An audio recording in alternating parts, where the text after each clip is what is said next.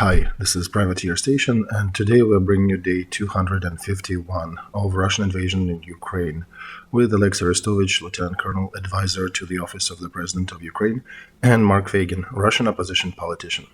Today they discuss situation on the fronts, problem that out of 300,000 mobilized in Russia, about two-thirds do not have enough uniform, food, medical supplies, and low-level commanding officers. Cargo ships under Turkey flag continue to transport grain from Ukraine to the consumers. First clowns in military history. Putin demands Ukraine to provide safety of his Black Sea fleet. One of Putin's commanders, Prigozhin, gave positive remarks to President Zelensky. And Iran, after 40 years under sanctions, is still making better UAVs and missiles than Putin's Russia. Enjoy.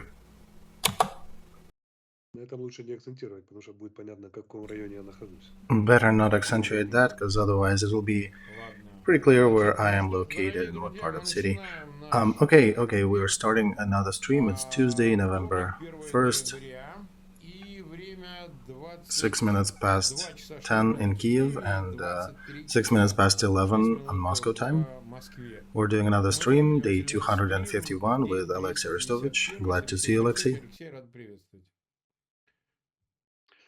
Good evening. All right, we have been a little late. There were technical difficulties again, and we have about 250,000 watching us live, about 40,000 click the like button. You know what to do, so please continue clicking the bell, clicking the like button, and sharing that stream among those who you think should see that. And subscribe to Feigin Live, to Olexiy Arestovich, and to the Privateer Station if you are listening or watching that in English. All right, Alexei Nikolaevich, let's discuss what's going on, what happened in the last 24 hours. We don't have much changes on the front line. There are some small-scale tactical actions with forces up to a platoon or a company, all the way from Kupiansk to Kherson. Both sides are fighting now for gray zone. We fighting with Russian troops for the gray zone on that map.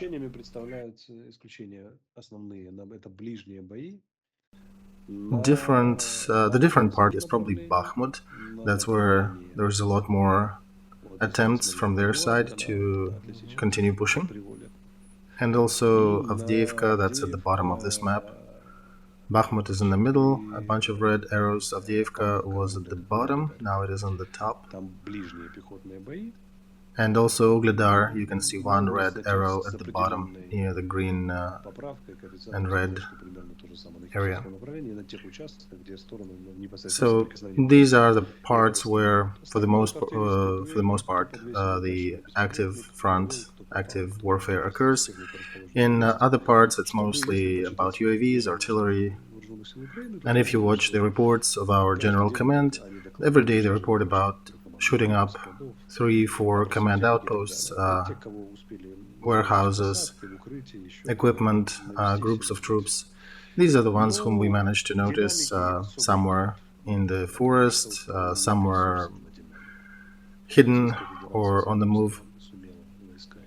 For the most part, it is rather slow because both sides do not have enough resources for a more dynamic front. Our opponents, they gathered some mobilized troops and stuffed the holes in the front with them, but they do not provide them enough skill or capacity to do anything active there. And on our side, we are being supplied by our allies at a pace that we are being supplied, and we do not have enough resources for active offensive. We basically defending a 500-mile, 550-mile active front line with what we have, and our resources just do not allow us to continue advancing on the parts where we were. So looking at that, we can predict that the losses will gradually accumulate for different parts of the front, and both sides will be looking for opportune targets. And since changes are always accumulating gradually but manifest rapidly, there'll be a moment when some troops, some detachments will be weaker than they should be and will either retreat or not be able to provide effective defense, and then infantry on the side of opponent will figure that out and do some rapid action. We are now not retreating. We are not neither advancing.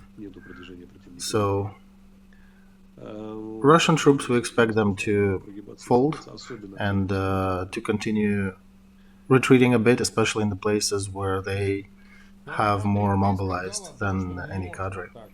So you did mention that there are about 100,000 of mobilized on the front, right? Well, almost 100,000, because there is also Belarus. It is difficult to gauge how many exactly of them are there because they're always on the move, they're rotating. Some of them are in parts of a second and third echelons. Uh, a bigger bulk is in training centers, but we can say that on the war theater are about 100,000. Then maybe out of that 100, they have 20,000 on the front line. The second line perhaps has 30,000. The rest are en route or in rotation. War theater, we include Belgorod region, Crimea, Rostovskaya, and Belarus regions. These are not, 100,000 are not on the front. So 30 to 50,000 are on the first and second line. The rest are behind. So do you think anything can change if they throw the whole 100,000 on the first line? No, I don't think they can change the situation and go on to real effective offensive. Because look at Vugledar, this is the most important strategic location on their front. If we break through on that front, they'll have catastrophe in the south. And look at their puny attempts of how many resources did they manage to aggregate to try to alleviate that risk. I gave them 10 brigades, 10 battalion tactical groups yesterday. No, after a more detailed review, I think 5 or 7 tops. And this is as much as they could assemble physically to try to resolve the key task of this campaign, of this stage of the campaign. So on the war theater, altogether, in different echelons, it's about 100,000. Together, it's a mix of mobilized and cadre. So roughly, it means that half of them are mobilized, and that means that they will have to carry out more duties and do more stuff on the front. And that means that they'll be suffering more severe losses because they lack proper preparation, they lack proper training, and that'll also be reflected in the volumes of and quality of tasks they can perform, and definitely not in favor of Russian command. So quantity and quality, as you mentioned earlier. Remember, I talked a few months ago that Russian group is at the peak of their battle worthiness, and the plateau, actually not a peak, a plateau. And now the plateau is slowly edging towards weakening again. It started crumbling, and then they added more mobilized troops, and it started and leveled it up a little. But it starts to in a short time. It already starts to crumble, but in a short time they'll have it real clear for them. So they may want to mobilize again and restock it again, but the quality will be worse. So one may also pose a question. They said they mobilized 300,000. You only talk about 100 of them. Where are the other two-thirds? The other two-thirds are in training camps. Idiotically, because they don't have enough uniform, they don't have enough food, they don't have enough medicine, they don't have enough low-level commanding officers, sergeants, and officers. How much time do you think they need to prepare these 200,000 to provide them with uniform and means and everything? Where do they get the uniform? Make? I don't know. So? You cannot buy it in China somewhere? Okay, but where do they get equipment? Where do they get arms? Where do they get armor? That's more difficult with that. Remember in that old movie with Mikhalkov where he was walking with all dressed in a leather outfit, carrying a log. That probably will be their army. Yep. Are we okay with the internet? Yeah, yeah, okay. Mark, hear me. They do not have enough food. Wait, food on the front? You mean, do they have enough food on the front, or there's no food on the front? There are no munchies. No, seriously, no munchies. What? No snacks, no food, no nothing. What commanders, what weapons, what uniform are we talking about? They blatantly do not have enough to eat. So the question of bringing them to the front and training them to a condition where they can actually perform some duties on the front line is a very remote and very grim perspective for them. All right, we talked about that. Let's talk about the grain contract, grain deal. Both sides continue attacking each other. Cargo ships under flags of Turkey continue to export grains and other products from Ukraine to buyers. Putin talked today to Erdogan. It doesn't appear they agreed about anything. Shoigu commented on that contract that Russia is still withdrawing from it, not partaking in it. And Moscow, in my estimation, still gives signals that they will be sinking ships. Did you just say they will be sinking ships? Well, they don't give guarantees of safety. You mean they will be sinking ships under Turkish flag that are being defended by Turkish Navy? This is the last message I've read. And Putin basically remarked that they did not reach any agreement with Erdogan, and he talked about conditions for reinstatement of that deal. He said a funnier thing, and try not to pee yourself. Although we're not holding anyone, right? So Putin said, we demand Ukraine to provide what? Safety of our Black Sea fleet. I had to gather all my iron will of Ukrainian officer to not pee myself when I heard it. I was laughing so loud that all my cognitive functions and all my years of training in all directions, from military to arts and psychology, were needed at that moment to hold it. Oh, come on, you're showering Putin here daily. Well, this is ridiculous, Mark. Aggressor who attacked the country to liquidate their political system, kill people who are against his regime, is now demanding to provide for safety of his military. Where have you seen that before? Hitler asking to provide for safety of his armies of Group Center? Otherwise, he's not fighting with Stalin? Or security for his U-boats in Atlantic that are attacking convoys? In the whole history of wars, I don't think we've had clowns like that. You can just be yourself, listening to their statements. God forgive me. Let's look at the situation somberly with the eyes of Turks. What is the role of Russian Federation in that grain deal? Well, they don't attack? Exactly. There is no real defense. Neither informational, nor communicational, nor physical. They're not providing any defense. The only thing they produce in the Black Sea are risks and threats. That is their role in that grain deal. Then why the F? These assholes are needed. They should go and take a hike as far as they can physically go.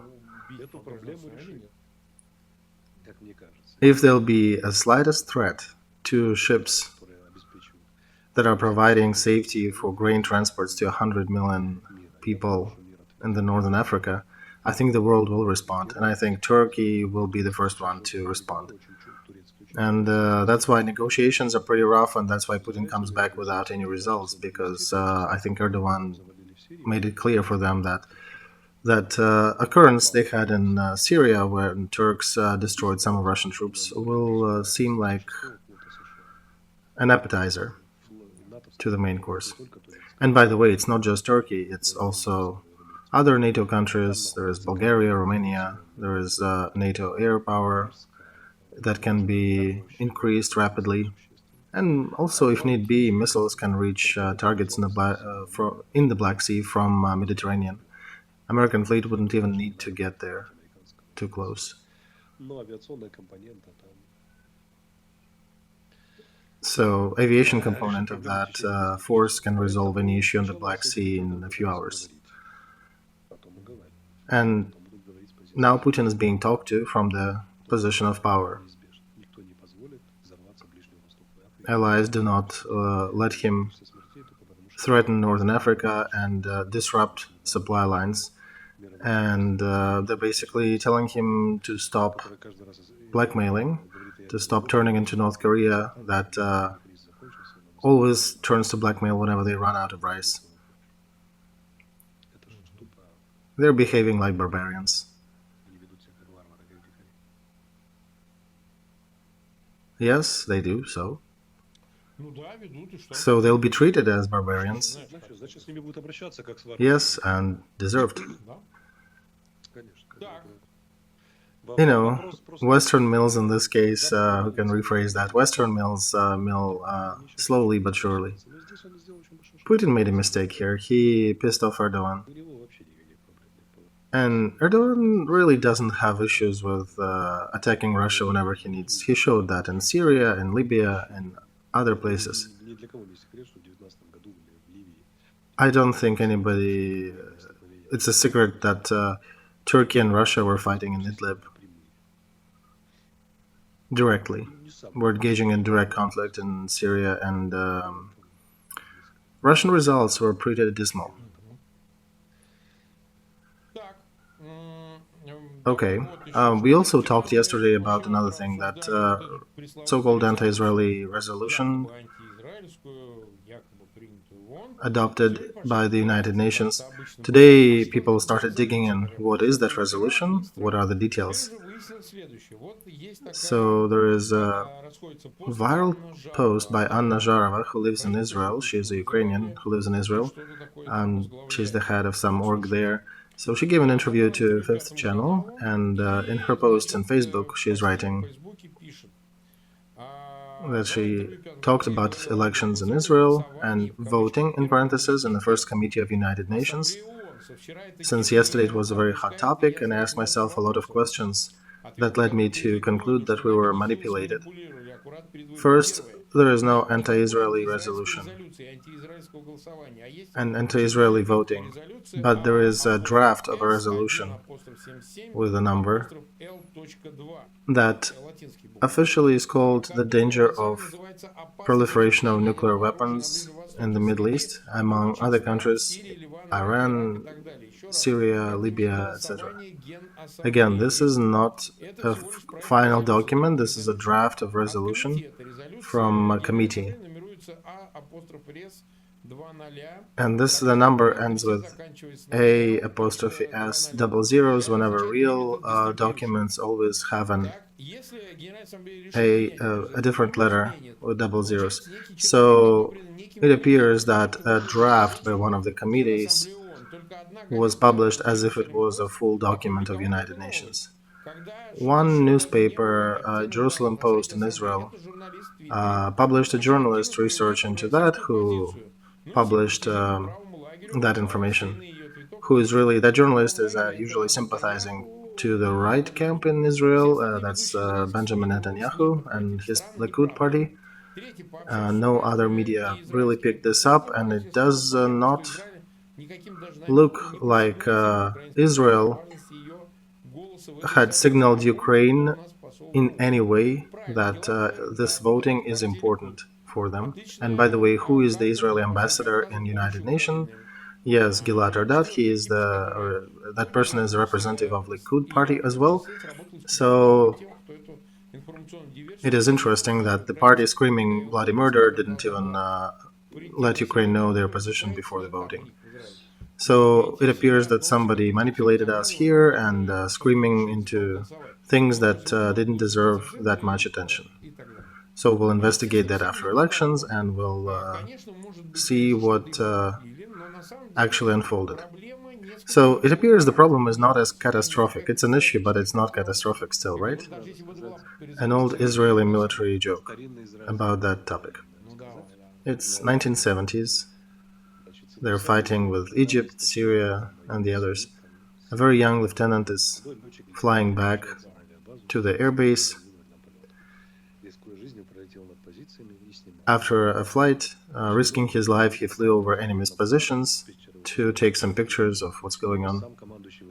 So when he lands, commander of Air Force wants to see him. Commander requests lieutenant to his office. So people are telling him, hey, it takes time to develop films, it's too early. But he still asks him, please, I need to see him. So he's asking, when they're together in the room, the commander is asking him, okay, have you approached from that side? Yes. Have you seen the showers? Yes. Have you seen the ladies' showers on that side? Yes. Were you filming? No. Damn it. You know what the moral of that thing? Of course, one can look back and think, okay, that's how you read it, that's how you treat it. Unfortunately, it all comes to if you're not making actions that can be read differently, there are no problems. Whenever you do, there will be problems. So Ukraine voted for, or was getting ready to vote, or voted for the draft of non-proliferation that is supposedly limiting Israeli capabilities. Right? Right. What the fuck for? So that's my point. Just do not do that. Well, it's just strange that they started to massage that on the 1st of November. It's an old story, right? It's an old voting happening annually. But it's elections in Israel, and they picked whatever they could. You can see that later. You can actually see if we correct our mistakes in our future votings. There'll be more opportunities in the United Nations, of course, and between Ukraine as a predictable partner who thinks first and then acts and doesn't just follow inertia from previous positions, that will actually correct our resume and our diplomatic practices will be bettered if that happens. And if not, things will just continue going downhill there. A small lie births a big untrust.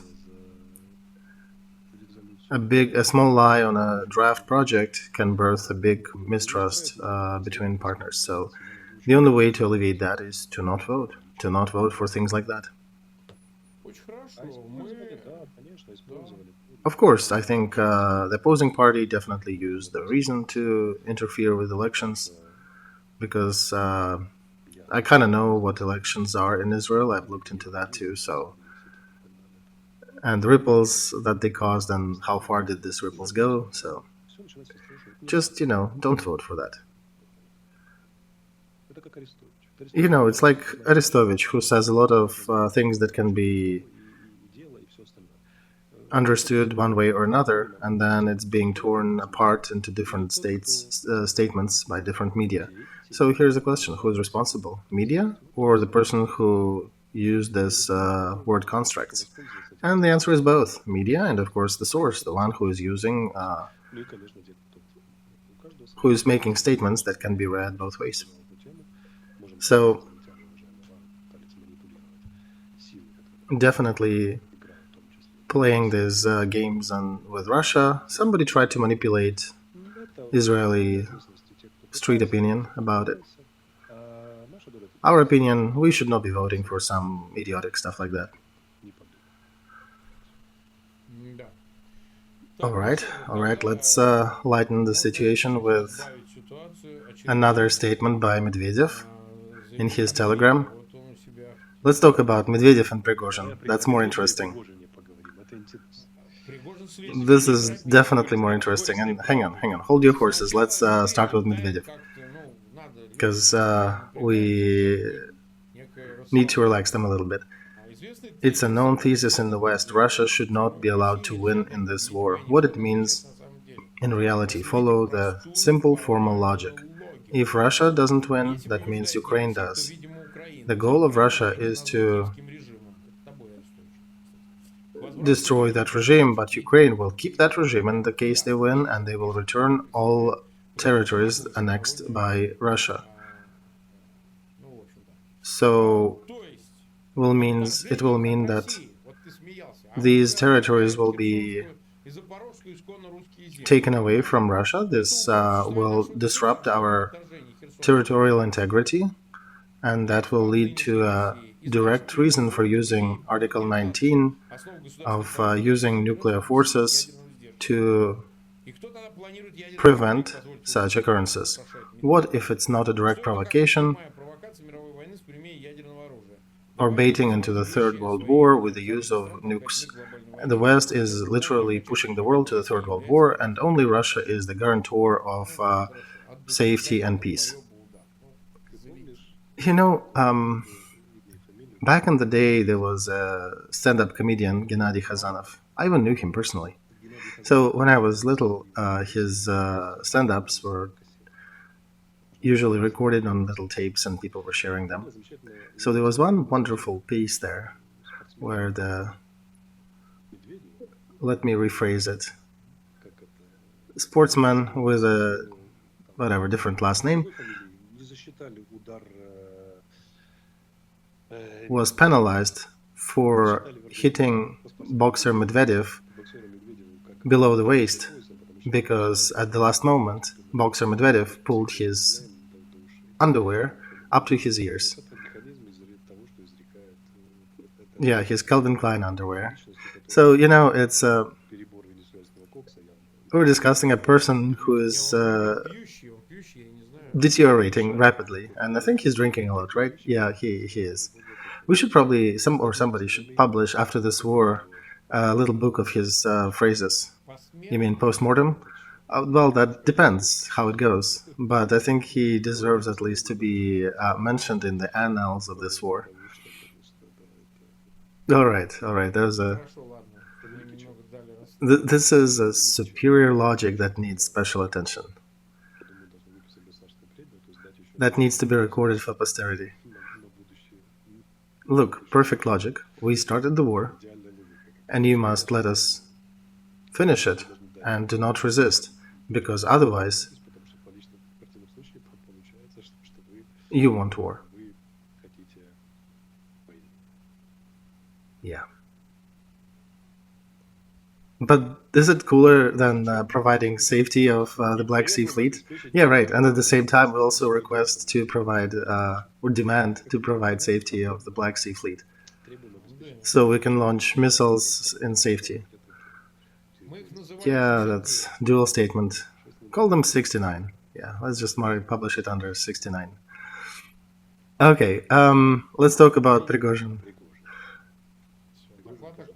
The funny part is over. Let's talk about Prigozhin. He's also a sweetheart. He cheered and applauded Zelensky. And what is his current level on the federal ledger in Russia? He's growing. He's probably on the second floor out of 5, but he runs fast. So second out of 5. Okay. And suddenly he's making statements that probably fitting only the first level phases, so 5th floor, right? Or Kadyrov, he's probably on the 4th floor. Right.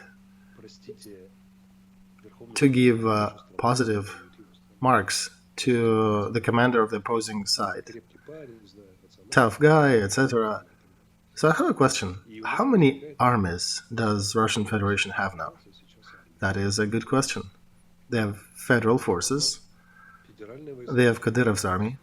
They have Russian Guard. They have Prigozhin's army. What else?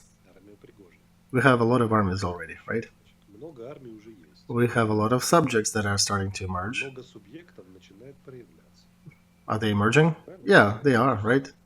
They're also insisting that subjects of federation should have territories and territorial independence and stuff. What we'll have at the end?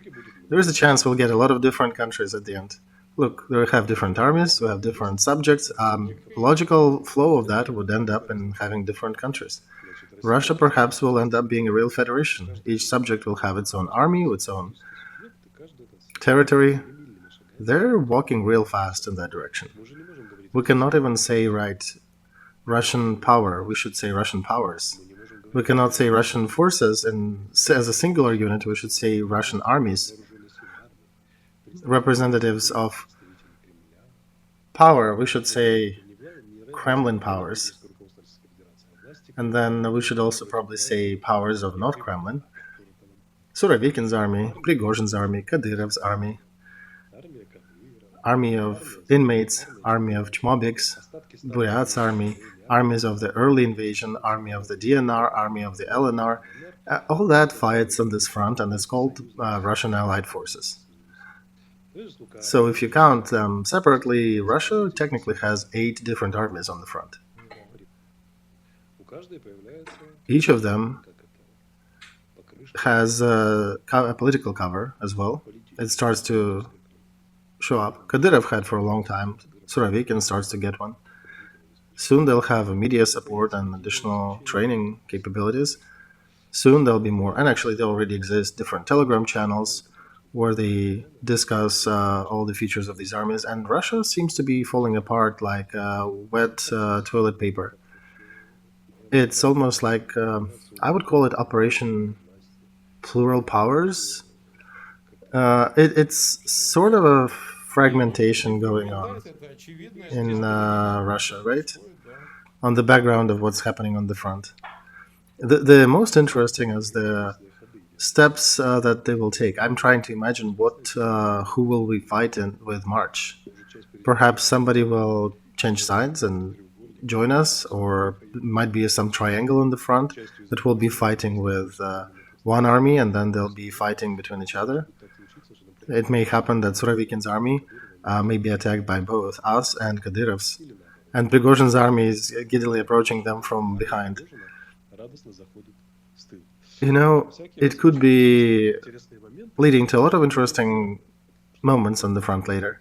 So this definitely lightens my mood. It appears that Putin's Russia is fragmenting much faster than the best political estimations afforded them for.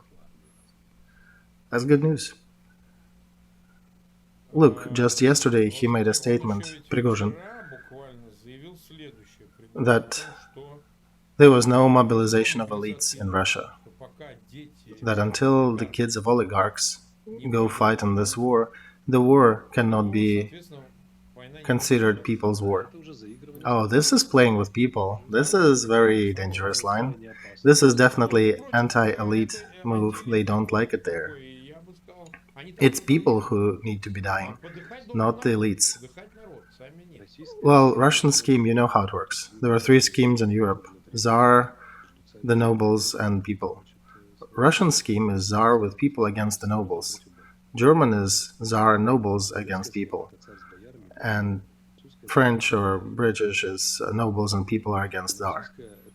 So in Russia, whoever starts to appeal to people, he is vying for the position of Tsar. He is not vying for positions of elites.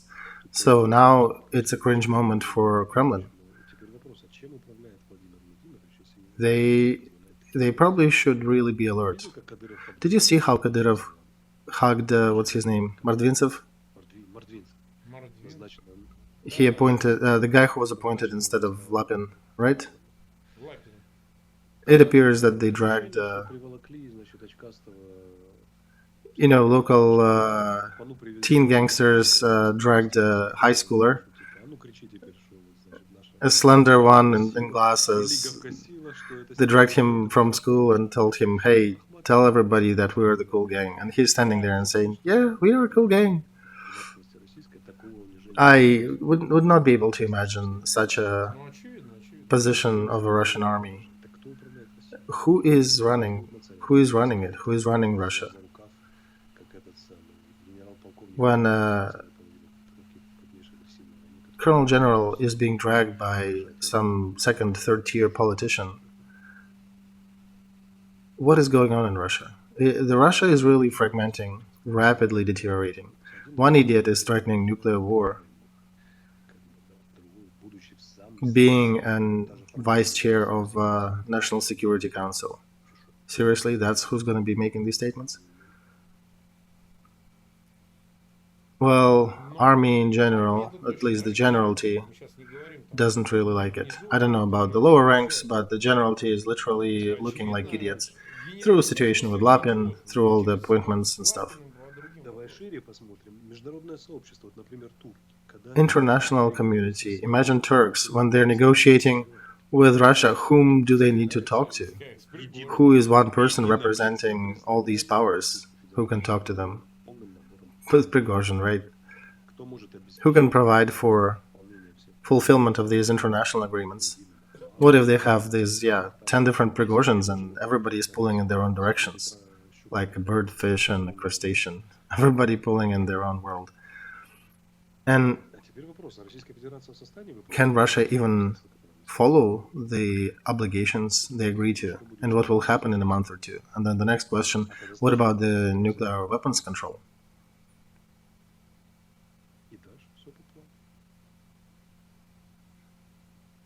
The name of Putin will be inscribed in gold somewhere on the highest floor of the glory hole in CIA as the greatest person who did everything, who did all the job for CIA, the way they didn't even dream of. You don't say. Almost 400,000 are watching us. Over 100 plus thousand people click the like button. Of course, yeah, we did sleep defragmentation. It is fragmentation. Don't pick on the words, we're just tired. It's a long day. And another thing I wanted to announce or mention, I got a lot of messages here that in YouTube, in our video section, there are some old videos there. YouTube changed their layout. The YouTube itself created new segments. You can see shorts and casts. If you want to see all the casts, all the streams, in the chronological order, don't open the video. Earlier, everything was dropped into a video folder. You now go to casts or streams, whatever it is in English, and that's where you'll find everything from yesterday, the day before, etc. Do not write to me in chat that your videos were stolen or YouTube doesn't like us. That's their refreshing. That's the new layout. We already asked that question. We got our answers from them. So open the folder that holds streams or casts. And do not forget to subscribe to Feigin Live and Olexiy Arestovych and the privateer station. And let's continue with the question about Iranian missiles, who, according to some Western press, are going to arrive to Russia shortly. I understand they're surface-to-surface missiles, right? What can you comment on this, and how can it reflect on the current situation? Well, they're a little faster, a little more precise. They will be launching them from further away because I think they're about 700 kilometers. And in general, yes, it is a rather uncomfortable weapon, but it won't change the situation much for Ukrainians because, a boom from a cruise missile, from Iskander, from that missile, that is going on in Russia not from the good life that they lead, but because they're running out of missiles and they need to find resources somewhere. And since missiles are way more difficult tool to manufacture than drone, I think drone-wise they used about 500. They're expecting another 300 on the front. But basically the war is lost. The war is lost for Putin, and the fragmentation of his power is starting to occur. They'll bring more missiles, they'll shoot us up a little more, they'll probably try to target more civilian infrastructure, but this will not change the flow of this war. Iranian missiles can cause some damage, yes, but they will not change the flow of the war. And the only task for this weapon is to lengthen the life of Putin, both physical and political. I did appeal today to Russian pilots rather emotionally, because when you get airborne and you shoot the targets in Ukraine, you understand that everything you destroy the future of your children because they will be paying those reparations. You're destroying your own future, but you're destroying the future of your children more. You're idiots. That whole story, that whole war is lost. You should just tabulate the expenses and start shrinking back to the borders that you actually can protect, if you're smart. Instead, you're continuing to escalate, stealing the future from your future generations. For one balding idiot to be able to save his political and probably physical life for a little longer, which will fail eventually. And all that Iranian crap that you're importing to the front will not change the situation. What is a change in war? Change in war if Russia would be able to do like 4 operations similar to what we did in Kharkiv. That would lead to a change in this war, to a degree that we would switch to defense and they would grab the strategic initiative with some unclear perspectives.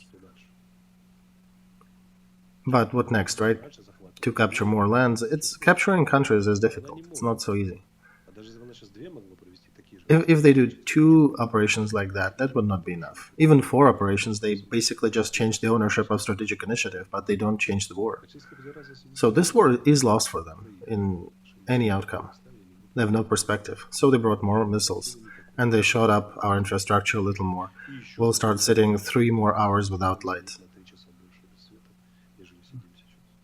Today, the head of European Energy, by the way, stated that if need be, we'll send power back to Ukraine. If the infrastructure will be destroyed, we'll compensate for the lack of whatever is going on with power supplied from Europe. So if they try to break that, disrupt that, where they'll hit, what they'll target? Target our border with Europe or closer to it, and then attacking European infrastructure. Yeah, that's a lousy proposition. Also, Europe will probably supply more air defense. All right, we've been live for about 41 minutes. Let's make one more note here. Sanctioned Iran, by the way, is making better missiles and better UAVs than Russia without sanctions. What is that? What is that about? That's before all that fragmentation happened.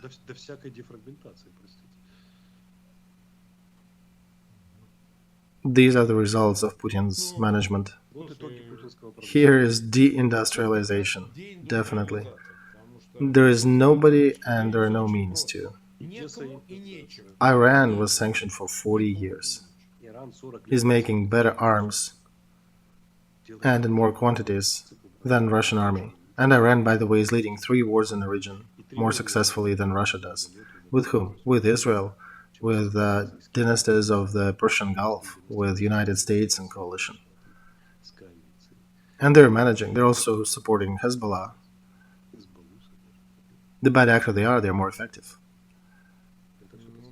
These guys, without sanctions, failed to build their own. All right. I see.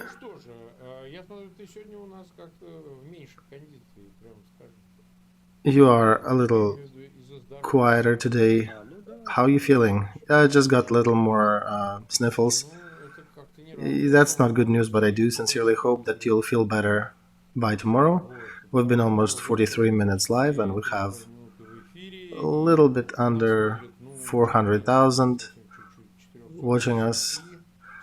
People are still switching to winter time, and our Russian audience is 1 hour, 11 p.m. is a little late for them.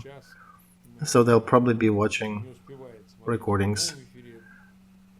Regardless, still please share links to that stream in your social networks, click the like button, and subscribe to Feigin Live and to Olexiy Arestovych.